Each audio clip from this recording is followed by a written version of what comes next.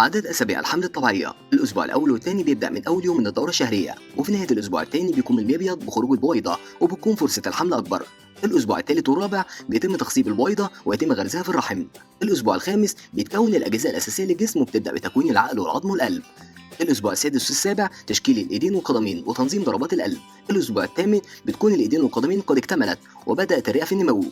الأسبوع التاسع والعاشر هنا ممكن نشوف أصابع الجنين وجفون الجنين. الأسبوع ال11 لل14 بيكون الجنين بغلق عينه ولم يكن بتفتيحها إلا في الأسبوع ال28 وتبدأ ملامح الجنين تبان. الأسبوع ال15 وال18 بيكون الجلد شفاف وبدأ بنمو بصلات الشعر وتنمو العضلات والعظام. الأسبوع ال19 لل21 بيسمع الأصوات والحركة بتكون أكثر من المعتاد. الأسبوع ال23 لل25 بيبدأ النخاع بالتكوين وبدأ بتخزين الدهون. الأسبوع ال26 بتتكون الحواجب والرموش وبيصبح له بصمات الإيد والقدمين مميزتين. الأسبوع ال26 ل40 ممكن تطول الأظافر وممكن المحتمل الولادة في أي وقت.